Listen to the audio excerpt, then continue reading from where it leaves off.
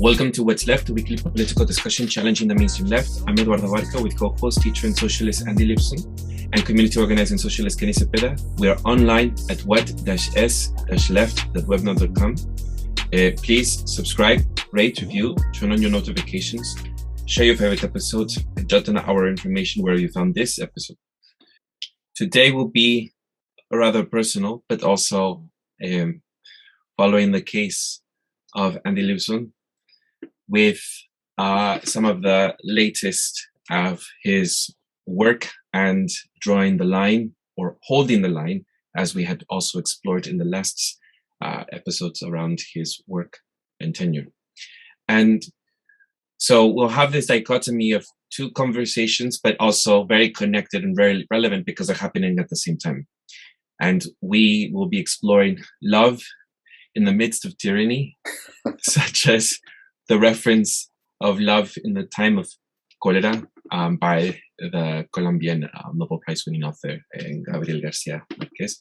And so we hope to share highlights of some rather recent, beautiful events that happened last week, and also some updates from Andy's position. I'll leave it there because I think I want you to state what happened. Yeah, and Kenny's had some interesting events take place as well. But you know, I got married. Yes, got married this last week, October 7th. And me and Brandee got married. And I am now Mr. Libson-Selck. It's going to take some time to get there, but that's where we're going. And congratulations, Andy. Thank you. And both of y'all were at the wedding, and that was really important to me. You both sat with my mom and my sister, who my mom's a big fan of both of y'all, and my sister's very important to me. And then one of my best friends from a long time ago, Mitch. So that was nice to have that. I mean, there's more to talk about, but I also want to give an update on my refusal to release my medical information, because both of these things, like the approach of the wedding, were literally happening side by side with some of the events that have taken place since I, said, no, I'm not going to give you that information. There have been developments since then, issuance of first written reprimands, second written reprimand, responses that I've given. And I kind of want to talk about both those things because in one way, maybe I'm giving a summary here, but I put this to a colleague of mine who knew I was getting married, and she was like, "I'm really sorry that this is happening at the same time as your marriage." And I was kind of thinking like a tale of two cities, a best of times and a worst of times. But I actually think getting married and doing this actually have a lot of positive commonality in that they're both about finding a kind of truth, a find of inner truth for yourself. Now, I think I found that with Brandee in our marriage. I think I'm going to have to see this through with the other thing, but I actually don't think that they're running in opposite directions. I think these two events are actually they're intertwined and entangled in something that's actually positive, despite the fact that the reasons for me doing it are very negative because of the changes that are happening in public education and work and things like that. So I want to talk about both those things, the positive and the negative of what's happening right now. Should we begin with an update from? Well, I would like to hear you two talk about some highlights from the wedding. So last week, as you had mentioned, it was your wedding, and I was there. I had experienced going to the rehearsal dinner and as well as to the wedding, and it was very I thought it was a bit surreal to see you, having known you for so many years, to be in partnership or to be romantically engaging in public display of affection, as well as very genuinely feeling the things that you feel for Brandee. And when I feel as if sometimes much of your active life in politics or your stances overwhelm who you are as an individual, because you are so passionate and fiercely staunch about where you are politically and how you stand up for others and your beliefs. And so sometimes this side of you that is very personal isn't normally seen. And when we do meet up, sometimes I feel as if you concentrate on the other person, like you concentrate on us or our relationship, and it was very heartwarming just to see how much you are being very vulnerable in being showing your true feelings for another, and in this case with Brandee. And I got to see cheesy movements, very just cheesy sort of wedding kind of lovey-dovey things. And I'm not like that myself. And I'm not sure if you are that way in the world, but I had a lot of experience seeing that during the time, which is great and very genuine, also very authentic, loving, to the heart, wanting to share appreciation and love for the people that were involved, and also just also very awe-inspiring. I was left flabbergasted by some of the things I had seen that I'd never seen that you could potentially pull off a side of you. My dancing? Yes.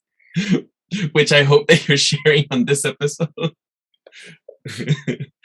Which left me just jaw-dropping in that moment. So that's generally how I will describe my experience. Specifically, I was I had a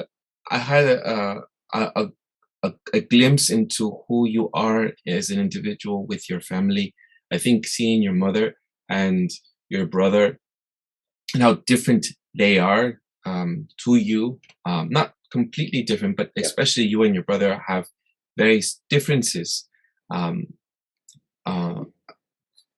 your sister, and it was very. It gave me an opportunity to be in it for just moments to see how you interact with them, and to see. I'm not sure if I will to say names here, but I'll just say your brother's daughters. You know how they come after you, and the way they were dressed, and the themes, and having the conversations I had with your sister and your mother, it also made me realize how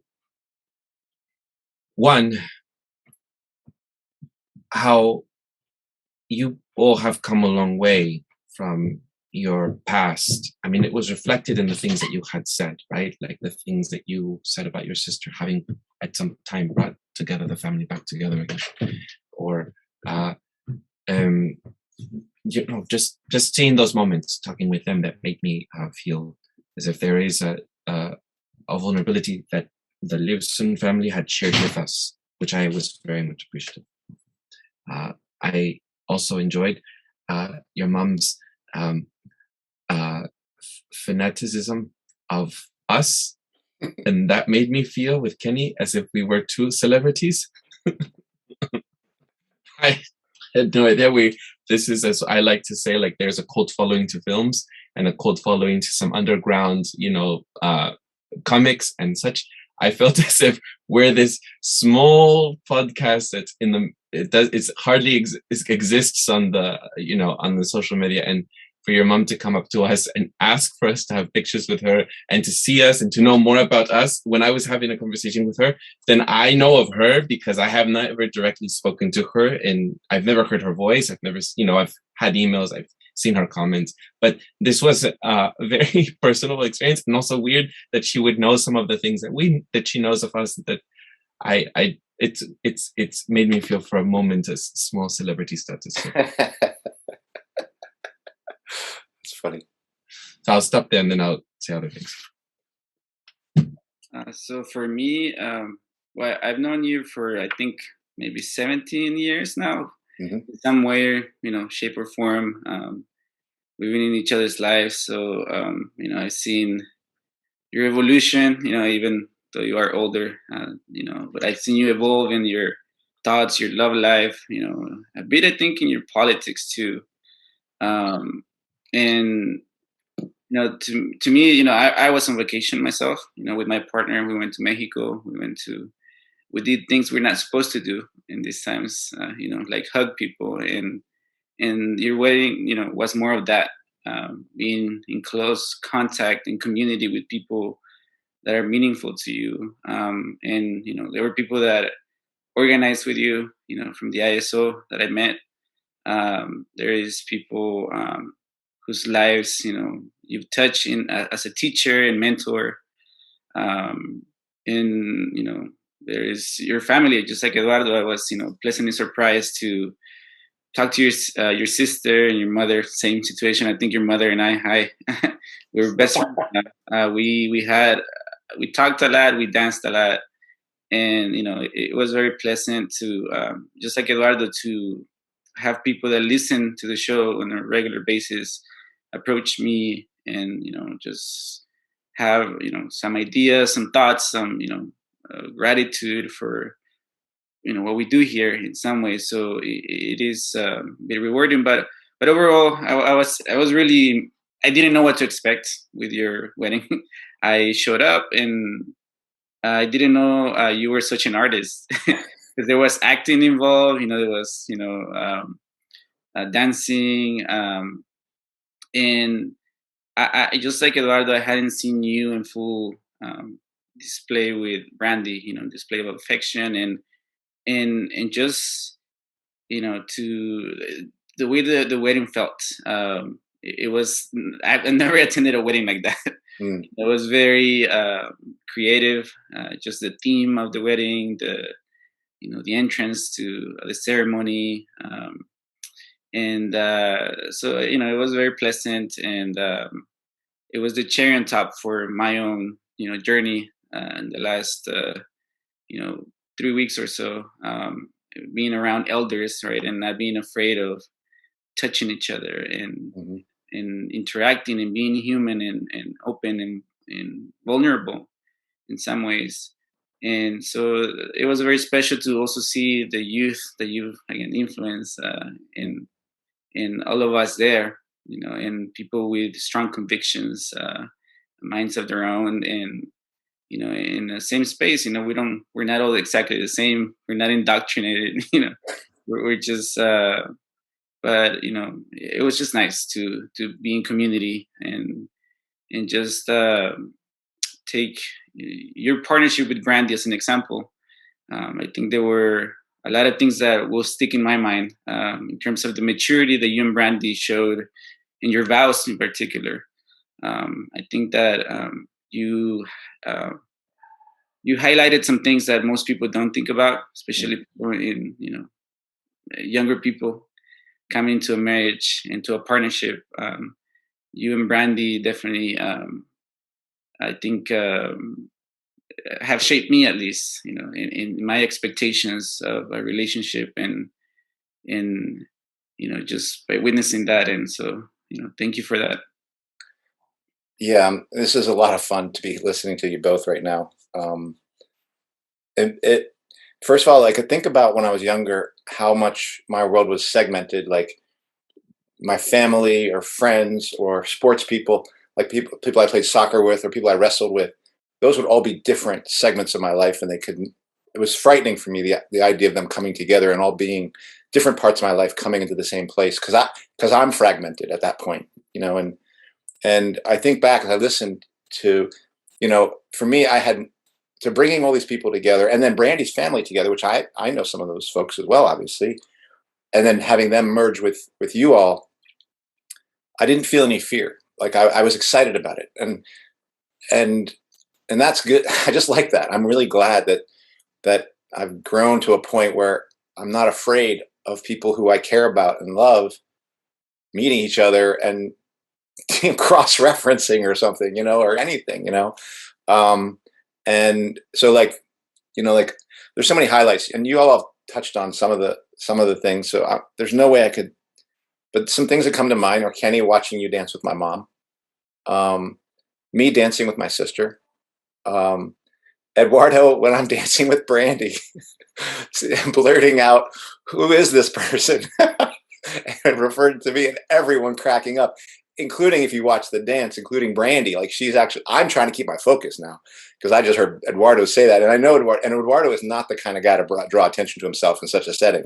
He was not trying to make it. My brother would say that out loud and be trying to say something, but Eduardo, wasn't. And I think that's what made it so hilarious for me, is it was clearly just kind of came out of you.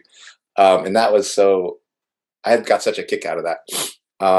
And I think in some ways it was the response of the people who don't know me, like our photographer, Daniel Neal, has, like, he took 7,000 photographs, and he says that he's never taken that many photographs, because I don't know, I think it was Kenny, you mentioned the artistry. Like, Brandee really brought that artistic element to it, and she got me to believe in it. Like, I know I have artist qualities, like thoughts, and kind of a romantic, and I'm sentimental, but it was Brandee who really drove home the idea that we could do this. And then I was like, I got more and more, I became more and more of a believer.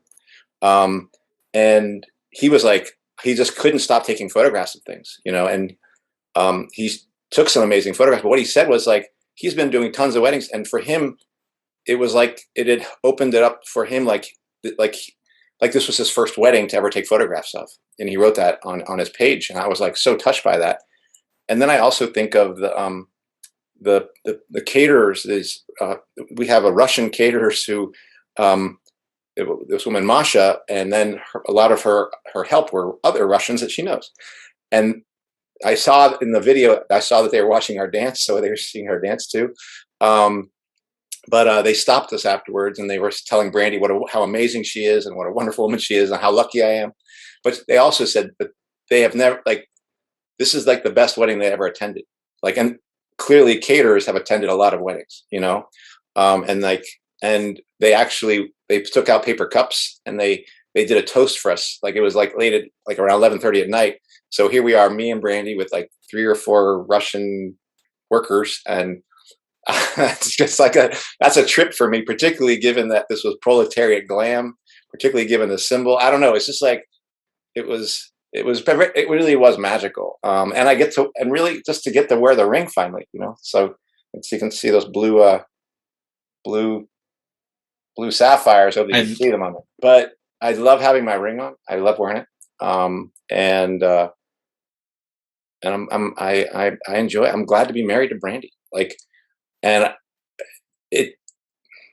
I don't know if we want to transition to the thing, because there might be, but it has given me more confidence to do the things I'm doing now. Like, she's set to fight this crap that we're dealing with, and she's got her own set of people that she has connections with, and I'm more determined. Like, and you had said it there, Eduardo, like, gosh, I can't remember how you put it, but that you were seeing something that was like a more inner me, of a kind of a true thing.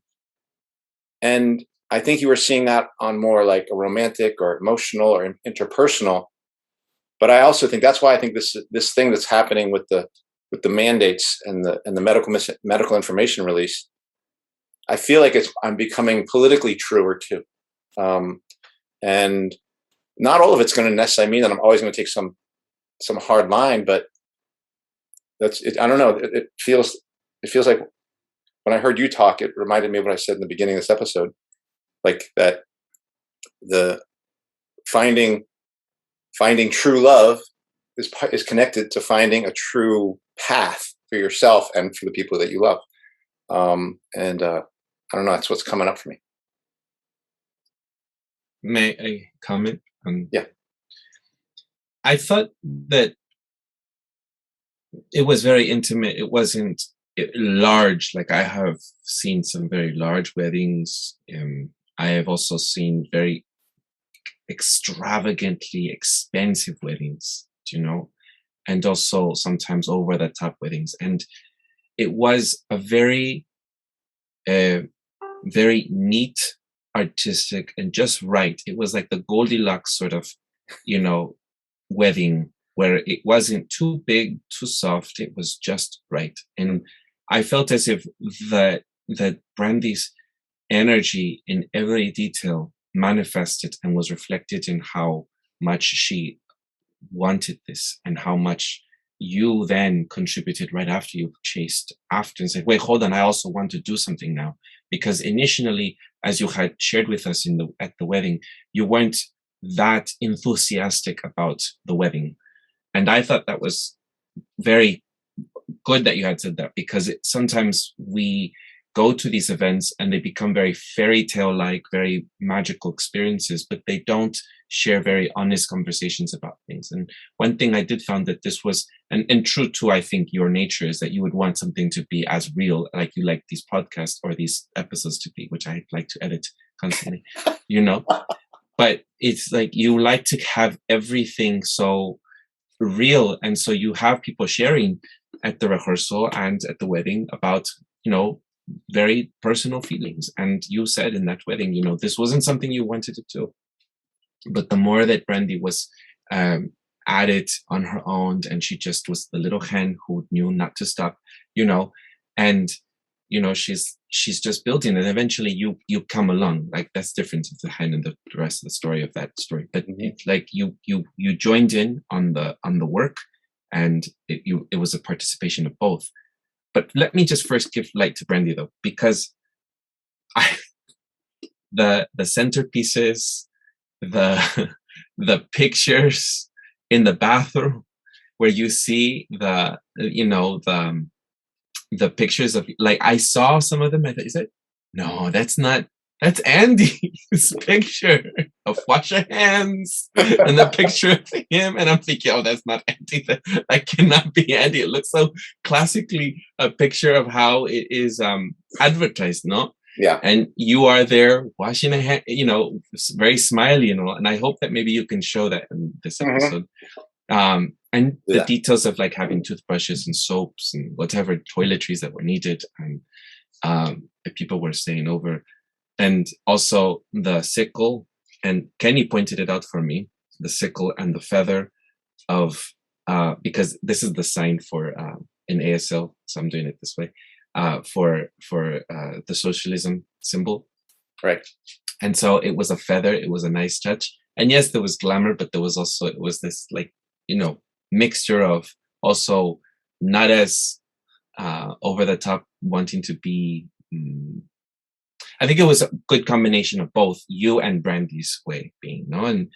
And so I wanted to mention the part where, oh yeah, where you had said that. So then you yourself became so involved in it, and every single one of the people who had shared about their experience around you, from Gemma to your brother to the rest of the people who were sharing, and to Brandee's friends, I also thought that was very neat to get a glimpse into who have they been in your life, who also transformed and showed, as Kenny had said, are part of your evolution. Because they do shape, our relationships do shape and form us. And I didn't know a lot of those stories, Andy. I didn't know how much they were there in your life, and how much they meant to you politically, personally. And it would have been nice to have seen more, but it was nice that it was short and sweet. You know, it wasn't too long. I'm sure other people could have come forward and said more things. I tried to get Brandee to give me more people to speak, but she was like, no. Yeah, both of you would have been fast to speak. So, oh, that's because Brandee knows when it's too sweet or too salty. It's like, I think it's just enough. You have to get just enough. She is a consummate performer and show person. She definitely knew to leave people wanting more. Not if you give them too much, they're like, oh. So I have to give her credit. Like, she was right. And I always wanted to push it longer and things like this, and she always cut it back. And all her choices there were perfect. Yeah, all of her choices. I mean, even just her dress, not being the stereotypical white dress. You're going to see that too. I mean, that dress was amazing. You know, it was, everything was different about it, you know, just. I mean, for me, you know, it was interesting to see, because we did take a camera picture, right, at your wedding. So again, it was just interesting to see the array of people there, you know, like from all ages and, you know, backgrounds, and, you know, that I don't know. There is a commonality in some way. We're not exactly at the same spot, but it's just interesting. That was a highlight for me, just to know that there's been people there that have shaped, your thoughts, and vice versa. Exchange, and because I feel that in some way I'm part of them too, and they're part of me. Like we're all in this together, and in so that also was for me personally a part of my own evolution. And so it was heartwarming, to see some of your old comrades, and you know and and see how people evolve, or how much sometimes this work, or having very anti mainstream ideas can take a toll, and in some people. And it's just, that was just beautiful to me, and I want to have that picture myself. Yeah, I'm looking forward to that picture of all of my comrades, essentially. I'm looking forward to that. And I think so. For a moment, we invited about 110 people. Now, like, there are two former comrades, Rachel and Roger, who are in Australia, who we knew were never getting they weren't getting out. So we all know that wasn't happening. But and the size you mentioned, Eduardo, I actually do think it was the perfect size. But some of that size was a result of some people who I care about or love being afraid of COVID, disagreeing. That was my next. Yeah, disagreeing with maybe the fact that we weren't saying people have to be vaccinated, or we were doing people had to be people. There were people who took PCR tests before they came, but that's up to them. We didn't make any kind of, you have to do this or you have to do that. We just said, come, and this is what it's going to be. We had social distancing. Some people didn't want to go inside to the place where the dance took place. But there was a point where Brandee and I were starting to feel some disappointment that certain people weren't coming. And I would just say now, looking back on it, I would have liked them to come. But honestly, it is true. The right people, at this moment, the right people came. And those are the ones who came. And it's just like, it's almost like a mathematical equality. Like, the ones who were right to be there were there. And the other folks just it wasn't going to fit for them. And that it might have created a different kind of thing. So I've learned that lesson again, that just let things be, not the World Economic Forum, not capitalism cannot be, but let people be, and be accepting of the decisions that they make, and good things will come up for you. So, that was one thing I noticed, because I've been around a lot of people during the pandemic, and I've been maskless at events, at different locations, and so one thing I've noticed that happened here too was that some people relaxed as time went on, in terms of their kind of like wearing a mask and this and that. And it wasn't like alcohol was the issue, because most people weren't really drinking a ton. But I just think there is something about being in community that feels good, and so that was nice, just to see some people relax a little more. And again, same thing. There were still people that preferred to keep their distance and their mask on, and that was fine too. But there are ways to still share into something this beautiful, and this community event. And but yeah, so it was just nice, but also not surprising, that there's a mix of people, and so far, knock on wood, no massive COVID outbreak from your wedding. So can I just say one thing that was a little, not have to, please don't record. You better not. We're going to edit this out. I wish I would have gotten more time to get to know more people, because and I think what may have interfered a little bit was the dance lesson, that one, which was all right. I liked it, but I did want to get to see, I just realized I didn't see Darylyn I didn't get a chance to speak to others. And oh, it would have been nice. That was the one thing I wish I would have just done more. Maybe it's my fault. I should put it on myself, that my onus is on me, that I should have really gone. I was so distracted by so many other things. I should have consciously gone over to the other side. We were sitting on the opposite side from where she was. And I think it was the most conservative, more careful side, I think, what they wanted to be. And then it's unfortunate that people who didn't come, Andy, they didn't come, but it is what it is. One other thing I should mention, I very much loved, and I have to finish it, I'm still reading it, that newspaper article, and my role in passing it out, and the details and seeing where people had to sit down, and the 1920s sort of stylish, the style of it, how it was presented, and the stand. And it was very much I thought to myself how you might have at that one point been sharing information about the ISO or anything around socialism, because you started off giving out leaflets and started off giving out newspapers, right? Or newsletters, or however you would classify them. But it was at that time that that you started. This is before social media and before everything on the internet was put on the internet, right? And you started off just doing that street work. And so I had fun doing that and handed it out to people and reading some of that. And my shout outs go to Gemma if she is listening to this episode, because she did put in a lot of detail to those areas and helping out both of you for the wedding as well, you know? So I thought that was very cool as well. Yeah, no, I agree with you. And that newspaper, well, the themes, the way we encapsulated the theme of the wedding was proletariat glam. But we did really harken back not to the 2020s, but to the 1920s. Right. And it was Gemma's idea to do this newspaper thing. And it was a lot of fun. I mean, it was some work, and Gemma got a headache from me because I'm horrible to work with sometimes, as you know, Eduardo. Kenny, you haven't experienced that yet. You'll get there. Just think it's great to work with me. I let you vent for a second. Right.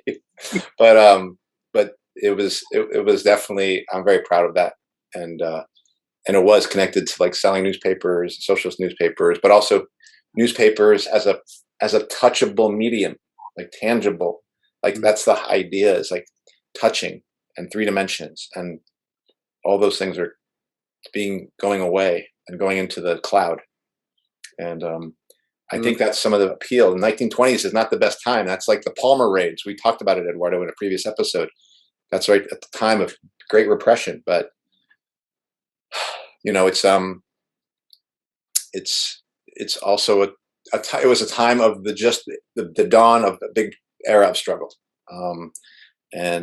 But it's tangible. It's a tangible period. You know, this time right now is becoming increasingly somewhere else, out of touch.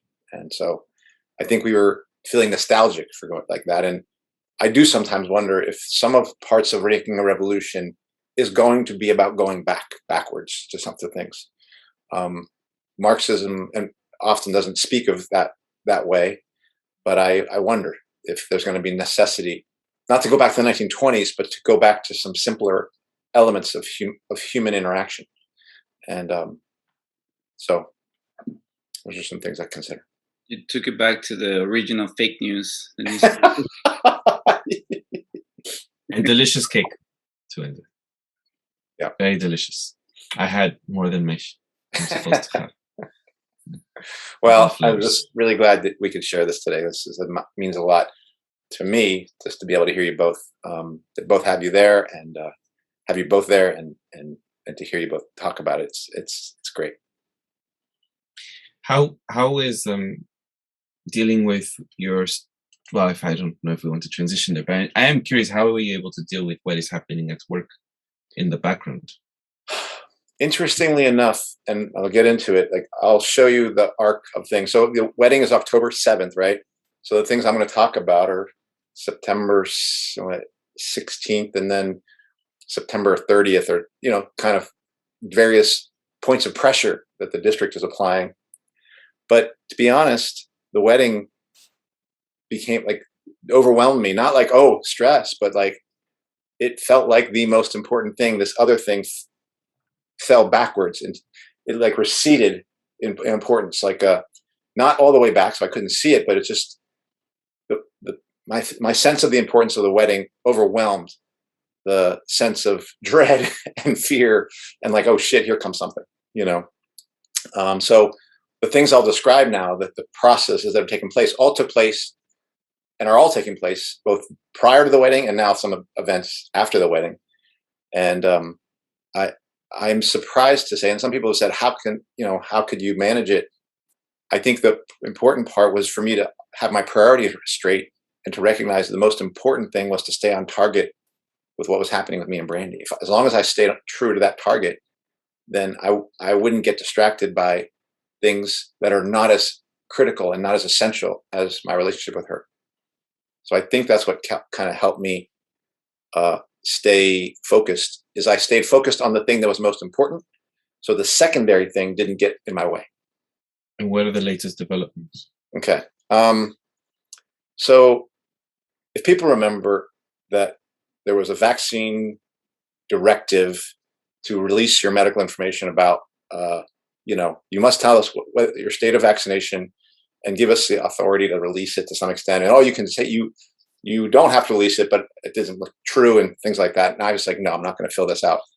And then came the threat of what they said was ineligibility. Well, since then, I've seen we'll how post the links to that episode that you described what happened to you, how it started in an episode that's below.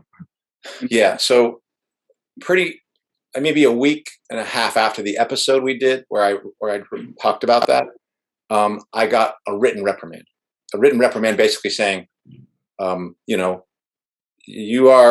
failure to fill out the form, essentially, where you've been told to, here's your written reprimand, basically saying you better do it by this date or you're going to get a second written reprimand, which basically meant, which I didn't know before, I'm being put on what's called progressive discipline. All right. Progressive discipline is a union term for, if you're doing something wrong, the first thing you could get is maybe a verbal reprimand. Then, maybe an informal verbal reprimand. The principal comes up and he says, hey, don't do that. Then you do it again. And then they give you a formal verbal reprimand. Then you do it again. Then they give you a written reprimand. Then you do it again. You get a second written reprimand. If you do it again, then you get suspended. And if you keep doing that again, after suspension, you can be terminated.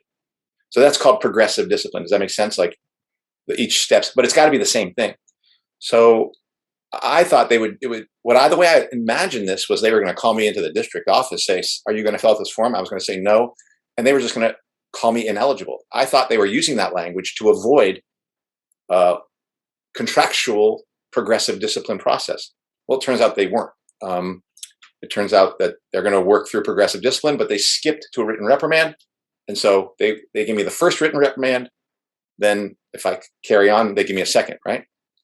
So I filed a grievance to that first written reprimand, basically saying, and maybe I will share at this point.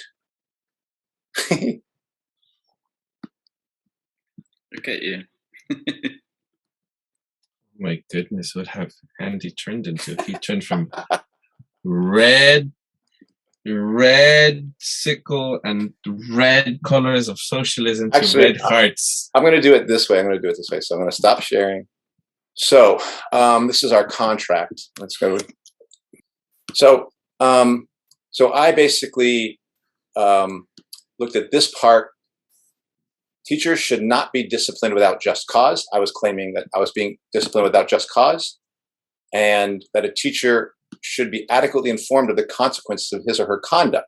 And here's what I was using, because I was going back to the vaccine form and basically saying, look, if you go back to this vaccine form, look up here, it says the district is requesting the information. All right. They're not being key. Yeah, not requiring it, they're requesting it, saying like you can give it. And in fact, it says you are required to provide accurate information about your vaccine status, or you may decline to provide your vaccine status. If you decline to provide information about your vaccine status, the district will assume you are unvaccinated for purposes of rules or requirements in the workplace. So I was like, what are you issuing me a written reprimand for? Because they were saying, you didn't fill out this form, that's the written reprimand, and you were directed to do it. And I was like, no, I wasn't directed. This thing was requesting it of me. And in fact, it actually embedded within it is language that says, if you don't fill it out, then we're just going to assume you're unvaccinated. So you did the opposite. You didn't do that. So I wrote a grievance basically saying that. Does that make sense? What date was this? What date was? This would have been, let's see, let me look at this would have been around the 23rd when they issued that first grievance, September 23rd. And you can see written reprimand, violation of district's August 10th health and safety directive or policy, blah, blah, blah. I filed that grievance. Nothing really happened. And then they got back to me and said, okay, we changed the language of the vaccine form. All right. And here you go. This is the new language. So they go, the district, look up here. The district requires you to provide information about your vaccine status for the following legitimate, right? Now it's requires. And now if you go to the bottom, if you fail to provide information about your vaccine status, you'll be ineligible to work and subject to progressive discipline, right? So they are the ones changing it. They changed the form and then they go, okay, fill this thing out or we're going to give you a second written reprimand. And I was like, wait a second. I'm going to stop here. How are you going to give me a second written reprimand? Because y'all just acknowledged the validity of my last grievance to your first written reprimand. You've got to withdraw that written reprimand because you basically are showing me by making the change on the form that you had no basis for giving me that first written reprimand. Does that make sense? So I was like, you can't then say do this or we'll give you a second written reprimand. You could say do this and we're going to give you another first written reprimand, but that's not what they were saying. So they weren't going to do that. So I said, well, I'm taking this grievance 1 to the first written reprimand to step 2, meaning I want to ask for a hearing. And believe it or not, that hearing is actually tomorrow. So I'm to have a hearing on that grievance tomorrow. Now, in the interim, after me not filling out the form that you saw, so I didn't fill out the first vaccination form, which requested. I didn't fill out the second vaccination form, which requires it, because I'm saying, look, I'm still in my grievance here. They acknowledged it, Andy, you're missing out, and they said to you, all right, fine, we'll take off the written reprimand if you fill out your form and you state your status. Well, they said they would consider it. They didn't say they would. They said they would consider it. Say if they did say, well, we're not going to withdraw your first written reprimand, but if you just fill out the form, then you can ask Human Resources to withdraw the written reprimand. They didn't say they would do it. They would just say, I could then request. And I was like, forget you. I'm not doing that. Because again, the written reprimand that they issued, the first one was false. It's false because they're the ones who had to change the language of their form to make it fit into something that could require me to fill it out. So they go to written reprimand 2, and I get a written reprimand that basically says, well, you're not filling out this form. And this I got on September 30th, right? 1 week before the wedding, essentially. And now you can see I'm at step 1 or written reprimand 1, written reprimand 2. I'm moving up progressive discipline. Does that make sense? Yeah. Okay. So I wrote a grievance to that one. And I was like, wait a second. Number 1, I'm writing a grievance on process, meaning how are you issuing me a grievance? How are you issuing me a step 2 written reprimand when we haven't resolved step 1? And I've got a meeting tomorrow, if you will, which was 2 weeks from now, to resolve the first written reprimand. So how are you issuing me a second written reprimand? Go ahead. Who is this meeting with, the hearing? And it would be with a person. There's different people. The person issuing it is from employee relations, and the person who's doing this her name is Carrie Slaughter, but I think she's like human resources or something else. She's a district person. So the person who's going to hear my grievance in like a hearing is different than the person who's issuing these written reprimands. I don't know if you want this in there, but isn't that, like they're targeting you, obviously, because they changed the form just for you. Yeah, that's so special. And, because if anything, they should update that for everyone, right, who has submitted this thing. Yeah, it is up. I mean, now if everyone looks at that form now, they're going to see new language because I filed a grievance and now they changed the language. So everyone who sees this form is going to see the new language. It's not like Libson sees one thing, everyone else. I will say that a few things in terms of the targeting. I know other people who haven't filled out the form who have not gotten any written reprimands. Okay, that's number 1. And number two, my union rep has already said, look, they're fast tracking you. They are trying to move you through this process. Yeah. And I think he's. Why do you think that is? It's for the same reason that I think those 74 cops are going to lose their job. They are doing a lot of object lessons. They want to find piñatas to beat and have the candy come out and show like resistance is futile. That's my belief. So I think they believe that this is an easy one. I've been a pain in the ass before, minor pain in the ass. Now I've given them like a gift, if you will, for them to say, now we can just kick him off the stage. We know he's been a loudmouth about vaccines. We know he's been a loud about returning to schools and critical of the union, critical of the district. We know he was doing that circus in the park nonsense. Now he just exposed himself because no one's going to help defend him because other teachers aren't doing this. So we can just get rid of this idiot. That's what I think. San Francisco, no? I mean, this is not, well, it is San Francisco Bay Area. I mean, I agree. But this is California and New York right now, right? And this is, or at least San Francisco, New York, LA. We're like, and Berkeley, you know, these are like the hardcore priests of vaccine mandates and of COVID mania. And so they're gonna go after anybody who doesn't conform to that. Or so, as someone had said in one of the groups, it's COVIDism. Yeah. Right. It's definitely different, and you know, because just as a side note, like, you know, I myself, October 13th was the deadline today to submit you know, a proof of vaccination to be able to work indoors in San Francisco. And so I myself am having a meeting tomorrow with my employers. I'm not sure. They've been very vague about it. Yeah. And so it's happening, you know, to a lot of people. That today was the major one that is affecting a lot more people, despite the fact, or you know, what they claim to be 80% of vaccinated people in this city. There, you know, 20% is still lives and individuals and people that are getting affected, and a lot of people don't have any representation. You know, no union as you know, as much as they failed you. You know, a lot of people are just fighting this on their own. Yeah. And so, yeah, it's scary because even despite the new like findings, or even some studies that are coming out that challenging some of the things that we've challenged ourselves from the beginning, you know, like natural immunity, and you know, and even the efficacy of the vaccines, or the claims that they made, and they actually misled people, because a lot of people have gotten the vaccine under false information, disinformation, right? And they are champions of you know, trying to discredit anyone who challenges the mainstream. So despite that, these vaccines mandates are still moving through. The vaccine passports are still being enforced in San Francisco, in New York, and LA actually has.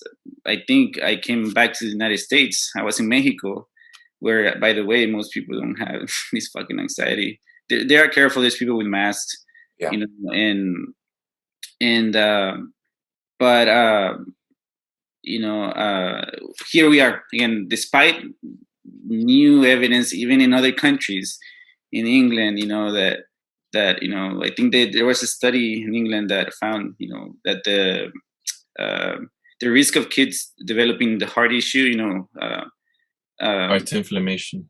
Yeah, is higher, you know, from the vaccine than getting COVID and even being hospitalized.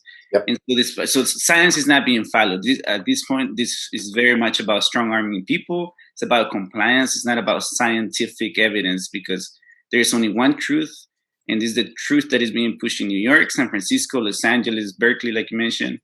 And so, yeah, just to kind of give the, yes, you're going through this, but there is many other people in these states mentioned.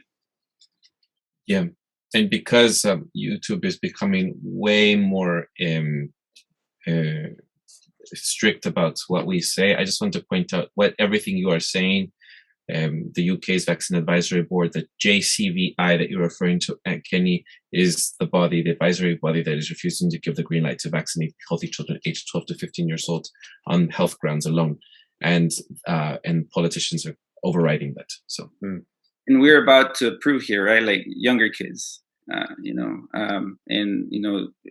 we've discussed evidence here from before that gets dismissed, about kids not being as susceptible to COVID infection and developing the disease and mortality. And again, I'm reading more stuff about natural immunity.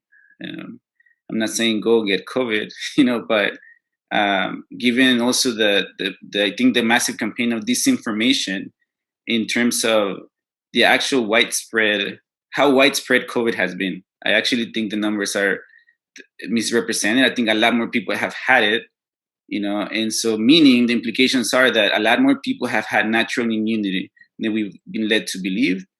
And even people that have natural immunity, like my brother, who has refused, to get this vaccine. He had COVID. He's been forced to do this, or under duress.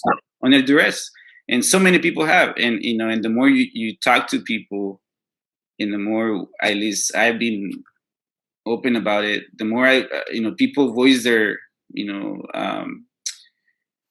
voice how they did it under duress and misinformation, and so again, this is not about science, at least from my point of view. Mm-hmm. Yeah, zero about science, zero about health. It's all about control. It's about a goal of big data analytics and digital IDs and getting everyone on a mass data collection process that the U.S. corporations and U.S. government can surveil them, control them, manipulate them more easily, and then, of course, spreading that across the globe, in what I would describe as a kind of an imperial competition between the U.S. and China, and U.S. and Russia, U.S. and Europe even. And I believe you can see it most clearly with where they try to get their vaccines into. So yes, that's what it's about. Yeah, I mean, maybe this is another show, but we don't even know, about the vaccines that, China and Russia, what they are. There's very limited information as to what the science behind those vaccines are, at least from my perspective. And, it's become... Yeah, they're similar to, like, the Sputnik one is similar to J&J in some ways. It's a little different. It's got the double-stranded DNA. China has two. One is sort of like either a double-stranded DNA one. There is another one that's more like just the basic spike protein broken up and injected into you, which is a little more. It's a little less enters into your genes kind of thing, enters into your cells. So they have the two of those like that. I just bring that up because to me it's also it's evidence of the national agenda, right? Because even like the other vaccine have kind of been discredited. Pfizer is the winner. Pfizer is going to be the is going to be used for what Kamala Harris called vaccine diplomacy. Yeah, and so. Because people, again, in this country, like I know people in Central America, my family, the options are the Chinese, the Russian, the European, and the American vaccines. There's a cocktail of all the vaccines, wrestling for positioning and influence and all that. But we have no, data or information other than Pfizer. And there is a massive suppression. But again, not to I keep going on this subject, but just to make the point that this is not about science, and I've actually been militant on that point that a lot of pseudoscience has been used in the name of pushing this agenda. Yep. And people that question are dismissed as conspirational or right wing.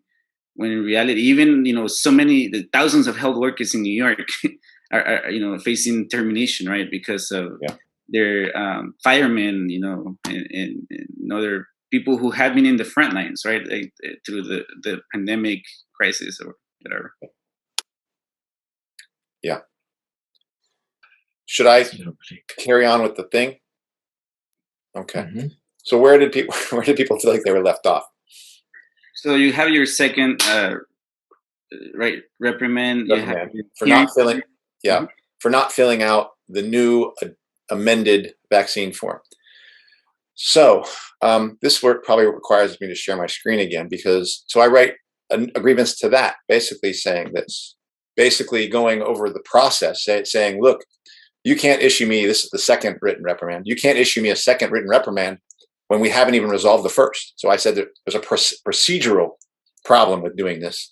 But the second thing I said was, well, now that you've gone and changed the language here to required, let's go check what this, so they say they were changing it to required you to provide information on your vaccination status based on the August 11th public health order from California Department of Health. So I go and look at the California Department of Health order, and here it is, okay?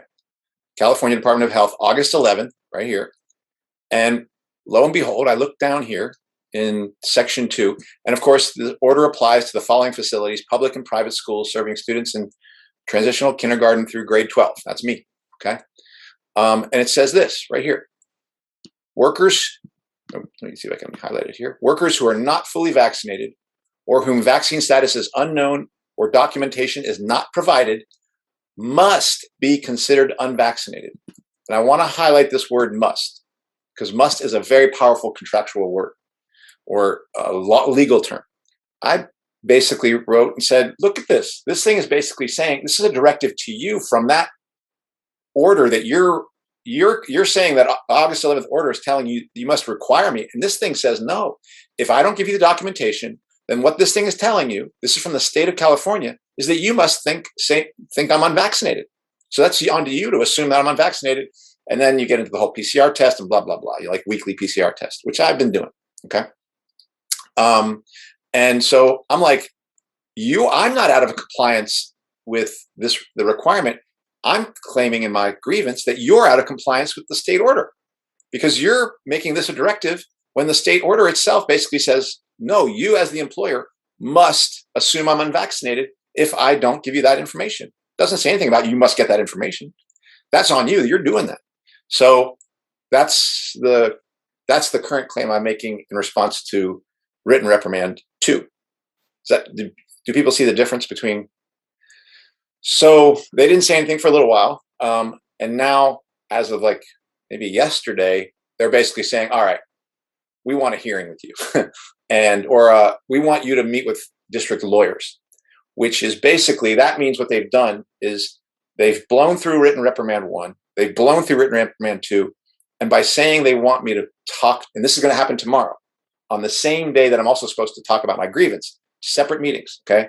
I'm going to have a 3:00 meeting with district lawyers who want to talk to me and ask me questions. And then at 4:00, I'm going to have my meeting about my written reprimand 1 and my grievance over that. So the fact that they want me to talk to their lawyers, that is a move towards suspension. They're basically saying we're now moving out of written reprimand 2 to a process of hearings that lead us to suspension. So they're just skipping all sorts of steps now. And they're actually having that meeting before I even have the meeting, which is the grievance 1 meeting, or the written reprimand 1 meeting. So you can see, like, these folks are doing all sorts of stuff. So that's happening tomorrow. And there are more cards to play here, but these are some of the things I'm going to lay. I'm going to restate to them that I'm not out of compliance. I'm going to say the district is out of compliance. And one other thing I found, and this is important because this was shared to me by somebody who was on our call for workers and students for choice, that gives me a little bit more insight into the reason that they're so determined to say you must fill this form out. And I'm going to share my screen. So we were talking last time about this, about sharing data. And I was thinking about it as sharing information with people who walked into the district office, right? Well, if you remember the initial, so this was that form that I showed you in the first episode that we talked about this. And do you see how what you fill it in on? You fill it in a smart sheet, right? This is what they want you to, this thing right here, okay, is connected to a smart sheet that you're filling out. Both of you see that, correct? Mm-hmm.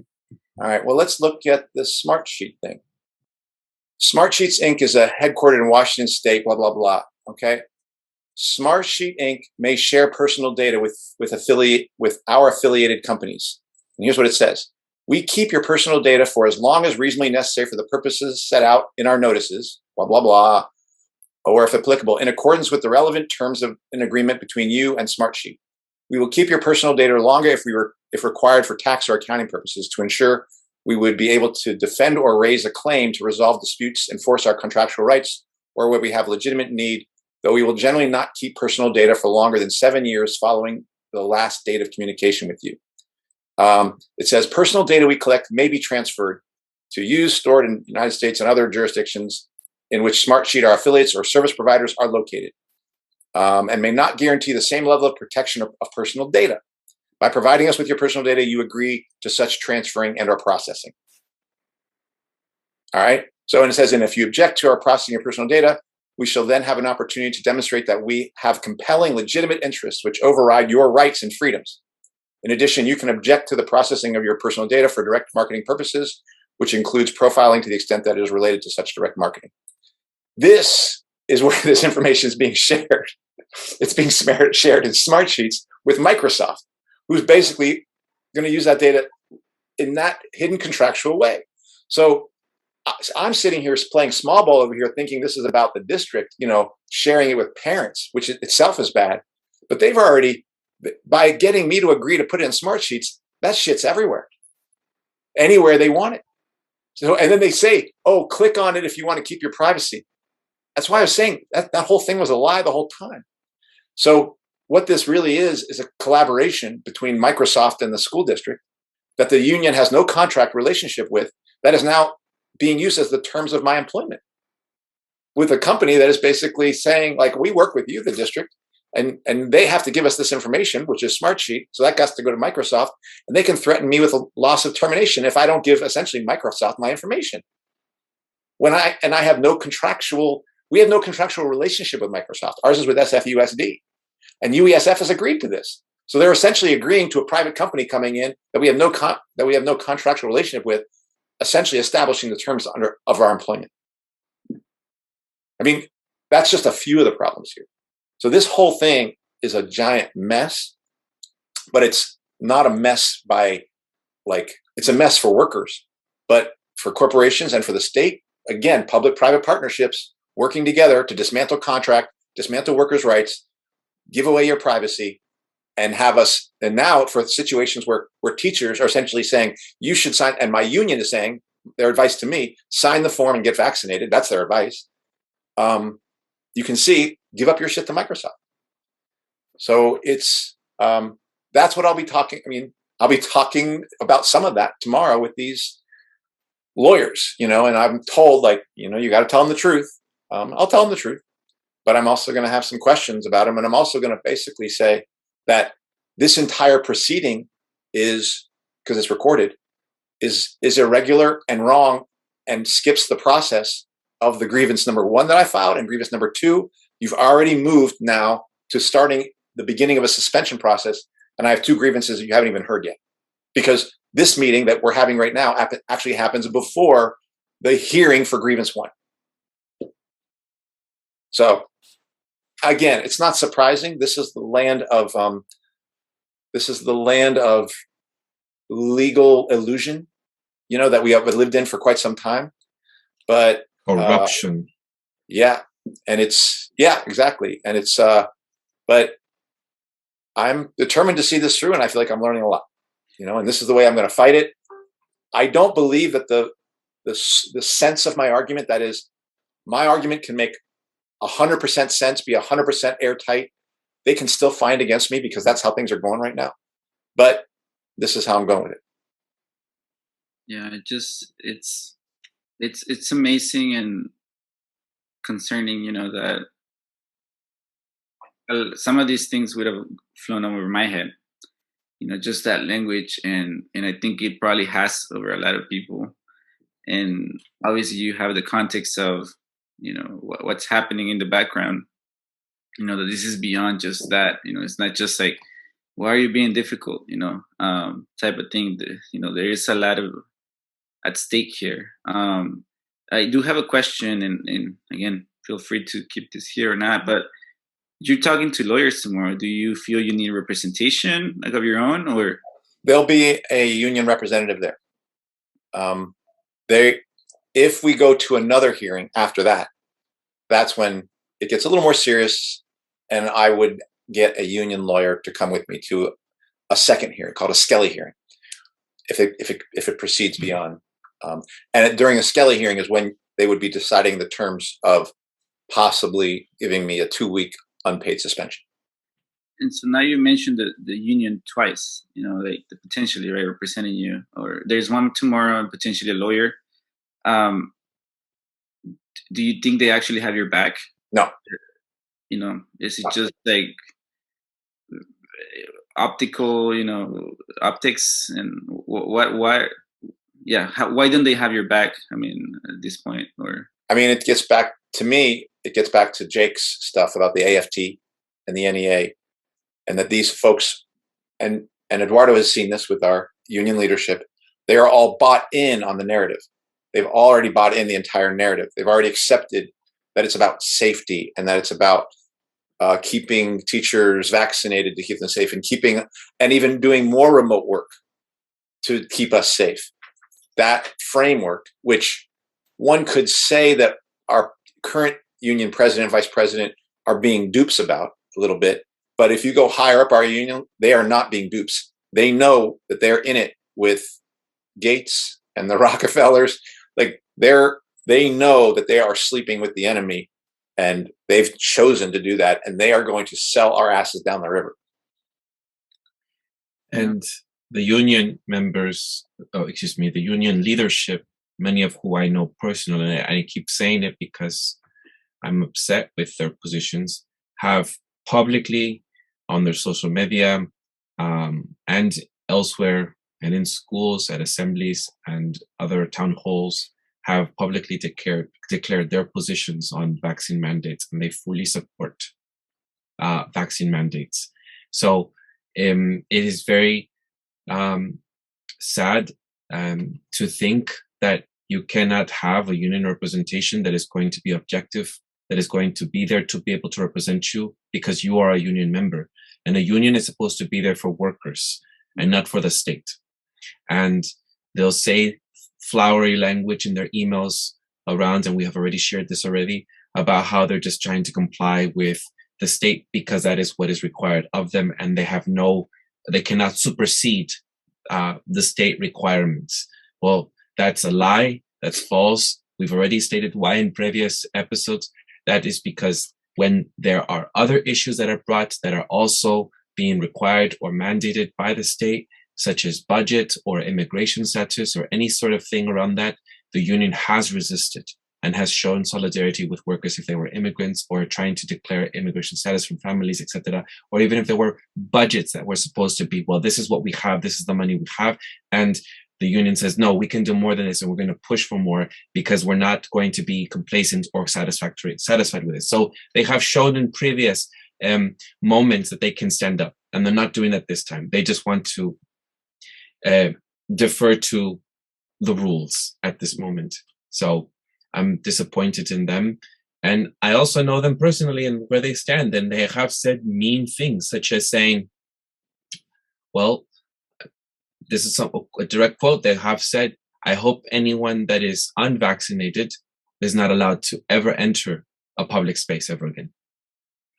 Yeah. I mean, it's, the funny thing is that, I've been thinking more about this in terms of what's happening with, like, for example, losing a member like you, Libson, and the people that are willing to go through, to the ends of things and to stand up, speak up and say, this is wrong. And this is what's at stake here for the unions themselves. Losing members like you not just here, but in New York, in Los Angeles, in Berkeley. The people who will actually follow through and what will remain will be the people that always put their head down. And so, but it's just also a reminder that unions, and I think that's a massive mistake that we make. The union bureaucracy is not the union. And so because I've had these conversations with my mother, who expresses her same frustration with her union bureaucracy. The fat cats sitting, earning the salaries, and not putting their neck on the line, basically selling out. That the union is the workers, and I think a lot of the workers have either forgotten that or been brainwashed into thinking that the union, the power lies in the bureaucracy. And just like when my mother at the beginning of all this saw that they sent some of their over 65-year-old workers home on the premise of their safety, and my mom realized that she didn't fight for those coworkers, that she would, she's shooting herself in the foot. And so that's the side. So my point here is that this is a massive attack on unions, what's happening right now. And unions don't see that. Union bureaucracy doesn't see that, but they don't give a shit either way. But I think that's definitely what's the end of this will be. Post, after the aftermath of all this, when the dust settles, unions are going to be gutted of militant members that are willing to push back and light a fire under the union bureaucracy. And so I think it's a massive, again, attack on the working class, and what remains of organized labor in this nation. I would, and I don't know if, Eduardo, you want to respond to that. I want to put it a little differently. Well, I'll just say that we're seeing this and across the country, with nurses in New York being suspended, fired, hailed as frontline workers. And now we're seeing how airline workers are taking up a stand. And if we just did what they did, that would be amazing. That's all I wanted to add. Yeah. And I would put this in the context of what Michael Caine has been talking about, of people leaving their union, getting out of their union. And I get why he's saying it. And I'm increasingly coming to full-throated support it, because the working class is under attack. It's under attack by the capitalist class. But organized labor, under the leadership of the union leadership, but with the consent of much of the membership, is becoming a bulwark to attack sections of the class. And you can see it when they say, we want the kids vaccinated, we want other workers vaccinated, we're going to teach you fear, we're going to teach you to fear COVID. And that's, at least you can see it in the section of workforce and education. And I actually think unions, and I'm including the leadership connected to much of their membership, are now a bulwark against most of the remainder of the unorganized working class, or some section of the organized working class, and they're going to have to be taken on. And so that's why probably militants have to get out and lead the counterattack against the capitalists and against their unions. That's what it looks like to me. And I don't just mean the union leadership, although I agree, Kenny, they are much to blame. Unfortunately, there's also a mentality in much of the membership that's like, I want to keep my ship protected, but everyone else can fuck off. That's like there was a craft union mentality, a sort of a professional union mentality that existed prior to the industrial unionization that unionized massive workers across different levels of education and skills and things like that. And that is the mentality that the unions and union members have today, is a mentality of, I'm going to get mine, I'm going to protect mine, fuck the rest of you. And that will have to be fought, because that's being used to attack workers, other workers who aren't organized. And it's a weapon being leveled by the Democratic Party, which has been the largest. They're the ones who've been really going crazy on censorship, on this mandates, The Republicans are following along. I understand they pretend to be different. I don't think they really are. I think the capitalist class is united. But the Democrats are the biggest cheerleaders of this, and they are using the weapon and their control and their connections to the union apparatus to wage an attack on workers. So the assault actually has to be against not just the capitalists, but against their unions. And it's clearly shown when they're propping up the so-called whistleblower with Francis Haugen or something, I forget the last name, when there are papers that have revealed that there was a plot against Julian Assange by the CIA, when no one's talking about that. But when you have whistleblowers that are in your favor, such as the whistleblower that was under the Trump administration revealing things about them, of course it's favorable to the Democrats. And right now with Francis, the Facebook whistleblower, quote, also propped up. Why? Because it's in their favor.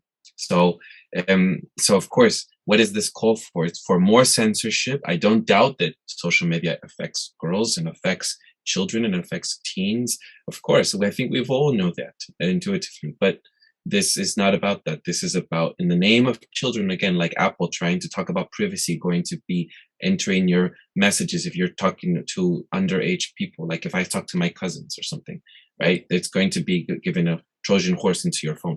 So it just disgusting of how we're, being more and more the tentacles of the power of the people in power trying to reach us. People know this, but the Democrats are very efficient at basically persecuting, incarcerating, punishing into compliance people. Let's not forget Biden. His mass incarceration bill.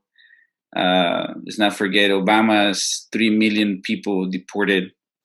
In the escalation of war, because obviously, at least in leftist / liberal circles, people tend to buy into that narrative, right? Like one is a good cop, bad cop. But, like you mentioned, Libson, they're doing the same thing. But I think actually the Democrats are more efficiently and have way more blood in their hands, more blood of the working, blood, sweat and tears of the working people of this nation and the world, obviously. But, Democrats are getting away with murder, in persecution right now. The Democrat branch, I guess, the Democratic brand of the capitalist class, getting away with, not just on this issue, but also, immigration and all these things. And, something we've always before was that there was going to be an escalation, of the war in the working class. And sadly, many people are failing to see these mandates as that, an escalation on working people, coercion, and so much for fearing fascism, right? Or dictations from Trump. And here we are, just actually egging on, cheering on. And it's sad to see a lot of people just become very vicious supporters of this, just inhumane stuff happening. Yep. I don't have anything else to add. I think that we're done. This was still got my ring. So I do want to maybe ask for your thoughts on what's coming. Maybe what do you expect to happen? I think I've got a small chance of getting through this and getting to the point where they're going to get to the point where they no longer offer the PCR option, and they say you got to be vaccinated, and then then it'll be, we'll have to see if I can get part of this thing, religious exemption, blah blah blah. But more likely than not, I think this is the end of the line for me in the district, and for me in teaching it in SFUSD. Let's be clear though, not because you want to, but because the district is pushing you out. Correct. You want to stay at Mission High School, correct? Yeah, I'm having a good year teaching actually. But and how many PhD scientists do we have in the district with your qualifications all I to can be able say to is, stay? And there's a shortage of teachers. Unfortunately, if you tell me somebody who's got a PhD and is from Johns Hopkins, I'll say you better look out for that person. don't worry, they're gonna call the National Guard to take over teaching. So that's right. That's what they're doing in New York with, or threatening to do right with the healthcare workers not wanting to get vaccinated. Right.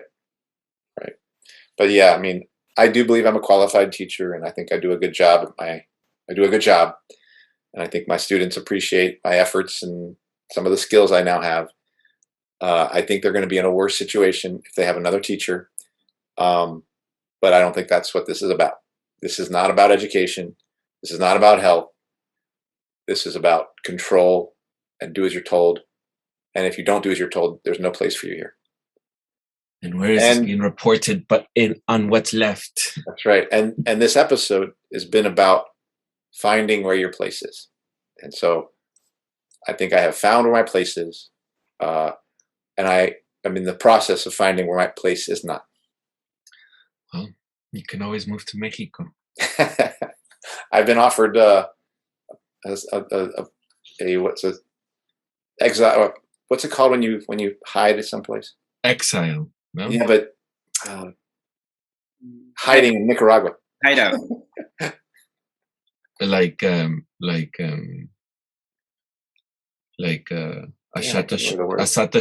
Shakur. Yeah, right. Wait, what's the word? Hold on, let me find it. Then again, you're gonna be able to teach remotely very soon. Anywhere in the world. That's right. I have ideas about if it comes to that, and I'm not teaching in the SFUSD. I believe there'll be other options for me, and I think they're going to be connected to these new communities we're starting to work with. You'll be given political asylum in Latin America. Yes, asylum, yeah, asylum. I think you were looking for another word. Yeah, but that one for now. All right, let's do this. Thank you guys for taking yes, the time. Love in the time of tyranny. Right. Well, that does it for this week's episode. What's Left is a weekly political podcast / channel challenging the mainstream left. We post information about our topics and our guests on the episode notes, wherever you found this episode, or on our blog at what-s-left@webnode.com. You can find past episodes to this podcast / channel there and connect with us. Folks, if you like anything you have heard here, please share your favorite episode, rate, review, subscribe to any of our platforms on Spotify, iTunes Podcasts, Stitcher, Google Play, Bitchute, Odyssey, ODYSEE, YouTube or Telegram, and thank you for the support you have given us over this time. Really. If you would like to give us feedback about something you've heard or suggest something for us to cover, contact us through our blog. I'm Eduardo Barca with co-hosts Kenny Cepeda and Andy Libson. See you next time. Ciao. Yep.